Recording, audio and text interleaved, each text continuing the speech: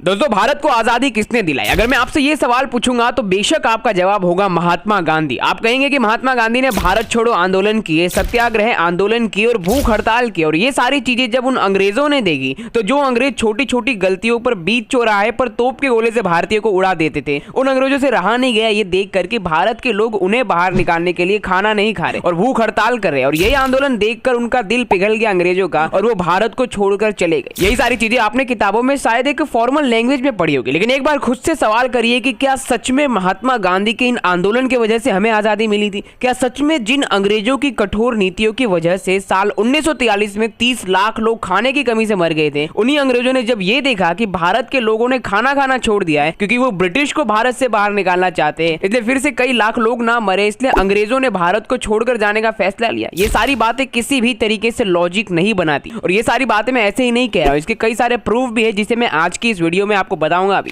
और आपको मैं वो रियल ट्रूथ बताऊंगा जो ब्रिटिश के गवर्नमेंट ने कहा था, जिसके वजह से वो भारत को छोड़कर गए। लेकिन एक चीज यहाँ पर ध्यान रखिए कि ऐसा नहीं है कि महात्मा गांधी ने देश के लिए कुछ भी नहीं किया है। वो दांडी मार्च जैसे आंदोलन जो कि अंग्रेजों के अगेंस्ट की लड़ाई थी, ऐसे आंदोलन में महात्मा गांधी ने हमें जीत दिलाई थी, और मात्र कुछ हद तक आजादी में भी महात्मा गांधी का योगदान था। लेकिन हमारी किताबों में जो असली आजादी दिलाने वाले हीरो थे महान सुभाष चंद्र बोस, उनके योगदान को बहुत ही ज्यादा इग्नोर कर दिया गया। आज देश की आजादी दिलाने का पूरा क्रेडिट महात्मा गांधी को दे दिया गया, और स्कूलों की किताब में भी हमें यही सेम चीजें पढ़ाई जाती है। लेकिन आज की वीडियो में हम यही जानेंगे कि कैसे महान सुभाष चंद्र बोस ने भारत को अंग्रेजों से आजादी दिलाई थी, और अफसोस इतने महान काम करने के बाद भी आज उन्हें जो पहचान मिलनी चाहिए थी वो नहीं मिल पा रही। आज कुछ ऐसे ही आजादी के अनटोल्ड रियल ट्रूथ के बारे में जानेंगे आज की इस वीडियो में। Centered around non-violence. His leadership helped India gain independence after nearly a teenager in India and asked who gave India independence. 40 के दशक में जब ये आज़ाद हिंद फौज के ट्रायल शुरू हुए तो कांग्रेस पार्टी को जबरदस्ती में सपोर्ट करना पड़ा सुभाष बोस का, जिसको खिलाफ थे।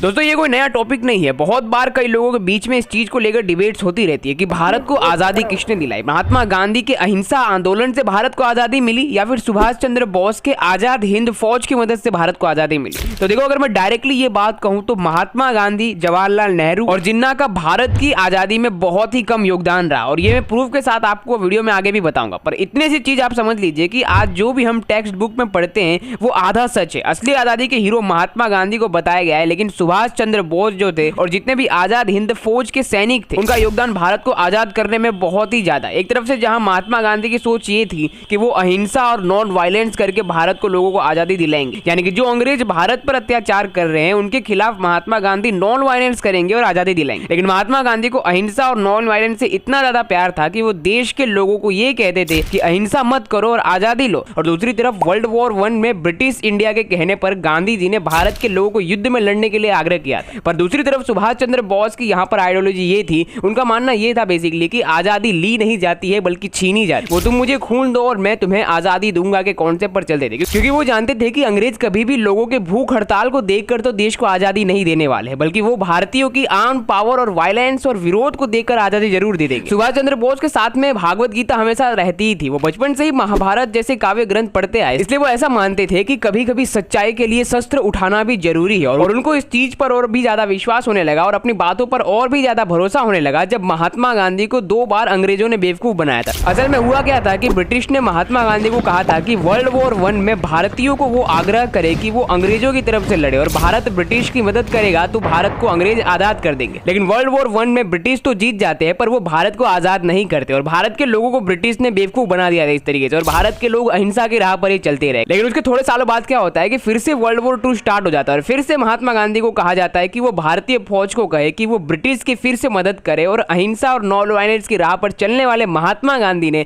फिर से 10 से 20 लाख भारतीयों को अंग्रेजों की तरफ से लड़ने भेजा था, और इस बार भी अंग्रेजों ने उन्हें बेवकूफ बना दिया था और भारत को आजादी दिलाने के वादे को तोड़ दिया था। और यही सारी चीजें सुभाष चंद्र बोस जो थे वो देख रहे थे। वो समझ गए थे कि अंग्रेज भारत के लोगों को ऐसे ही बेवकूफ बना रहे हैं और ऐसे वो आजादी हमें कभी नहीं देंगे, बल्कि अब आजादी हमें छीननी पड़ेगी। इसलिए उन्होंने आर्म फोर्स का सहारा लिया और महात्मा गांधी और जवाहरलाल नेहरू के अहिंसा वाले कॉन्सेप्ट से हटकर वॉर वाले कॉन्सेप्ट पर आए, लेकिन इसके बदले सुभाष चंद्र बोस को रिवॉर्ड में कांग्रेस पार्टी से ही निकाल दिया गया। तो जैसा कि पहले शुरुआत में मैंने कहा था कि महात्मा गांधी और जवाहरलाल नेहरू और मोहम्मद जिन्ना का भारत की आजादी में ना के बराबर योगदान था। इस चीज के कई प्रूफ भी है। इन सारी चीजों को अगर आपको सिस्टमैटिकली समझना है तो हमें 1942 से 1947 के दौरान देश में क्या क्या हो रहा था वो सारी चीजें जाननी पड़ेगी, और उसके बेसिस पर ही आप ये अपने आप अंदाजा लगा देंगे कि उस टाइम पर महात्मा गांधी ने क्या क्या कोशिश की थी आजादी दिलाने के लिए और आजाद हिंद फौज ने क्या क्या कोशिश की। तो देखो 1942 के टाइम पर भारत में दो सबसे बड़ी चीजें हुई थी। एक तो महात्मा गांधी के लीडरशिप में भारत छोड़ो आंदोलन की शुरुआत हुई थी, लेकिन ये आंदोलन तो सिर्फ एक महीने के अंदर में ही खत्म हो गया। यहाँ पर तो बहुत से लोग इस चीज के लिए ये भी कहते हैं कि भारत छोड़ो आंदोलन की वजह से ही देश को आजादी मिली, लेकिन ये आंदोलन तो पूरी तरीके से फ्लॉप हो गया था।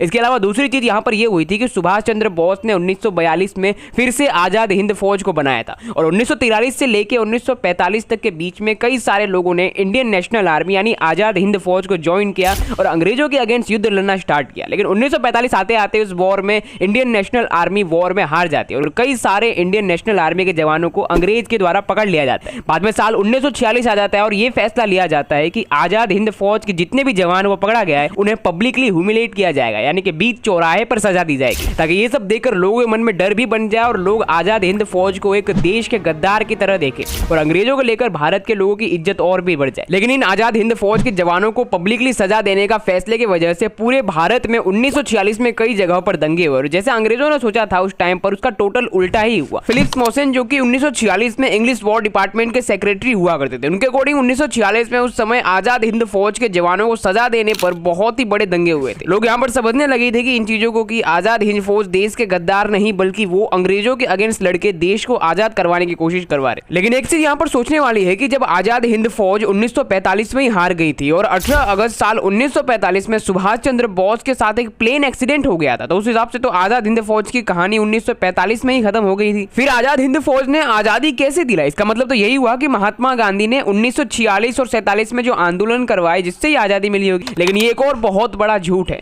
सबसे बड़ा मिथ तो यहाँ पर यह है कि सुभाष चंद्र बोस की डेथ एक प्लेन एक्सीडेंट में हुई थी। असल में ये ऑलरेडी ये प्रूव किया जा चुका है कि सुभाष चंद्र बोस की डेथ प्लेन एक्सीडेंट में नहीं हुई थी उस दिन। और बात करें हम आजाद हिंद फौज हार गई थी फिर भी उन्होंने कैसे आजादी दिलाई, तो असल में जब आजाद हिंद फौज वॉर लड़ रही थी तब लोगों के मन में एक तरफ से आजाद हिंद फौज को लेकर इज्जत और ज्यादा बढ़ गई कि ये हमें आजादी दिलाने की कोशिश कर रहे हैं, इसलिए भारत के कई सारे लोग आजाद हिंद फौज के सपोर्ट में ही रहते थे। और दूसरी तरफ ब्रिटिश आर्मी में जो भारतीय थे वो भी ये देखने लगे थे कि कैसे आजाद हिंद फौज अपने देश के लिए लड़ाई लड़ रहा है, इसलिए धीरे धीरे पूरे देश के नेवी और आर्म फोर्स में जितने भी इंडियन थे वो चोरी छुप के सारी सीक्रेट इंफॉर्मेशन आजाद हिंद फौज को देने लगे। सारे हथियारों की सप्लाई की जाने लगी और आजाद हिंद फौज के लोगों को ट्रेनिंग देना और भी शुरू कर दिया गया और बहुत सारी ऐसी मददें की गई। और यही सारी चीजें देश में धीरे धीरे बहुत बाद में बढ़ने लगी तेजी से। इंडिया में जो ब्रिटिश आर्मी थे वो अंग्रेजों के ऑर्डर को धीरे धीरे मानना बंद करने लगे और इंडियन सोल्जर के मन में अंग्रेजों के प्रति लॉयल्टी खत्म होने लगी। और इसका रिजल्ट यही निकला, जब आदेश दिया गया कि लाल किले पर आजाद हिंद फौज के सैनिकों को सजा दी जाएगी तब बॉम्बे की नेवी में एक ग्रेट रिवोल्ट की शुरुआत हुई थी। इंडियन नेवी में बगावत करना शुरू कर दी थी और डिमांड रखी गई थी कि आजाद हिंद फौज के जवानों को छोड़ दिया जाए। और ये जो भी चीजें चल रही थी देश में इसका सिर्फ एक ही इंस्पिरेशन था, आजाद हिंद फौज। 1945 की इस घटना के बाद से ही देश में लोगों ने आजाद हिंद फौज को बहुत ही ज्यादा इज्जत देना स्टार्ट कर दिया और उससे इंस्पायर होने लगे। और यहाँ पर सिर्फ नेताजी ही थे और आजाद हिंद फौज ही थे जिसके वजह से पूरे देश में आजादी की लहर उठ चुकी थी। और इस चीज को खुद भीमराव अंबेडकर भी मानते थे कि आजादी नेताजी और उनके आजाद हिंद फौज की वजह से ही मिली थी। इसके अलावा मिलिट्री जनरल जीडी बख्शी ने अपनी book boss and Indian samurai में भी लिखा था कि उस टाइम के जो ब्रिटिश प्राइम मिनिस्टर क्लेमेंट एटली थे,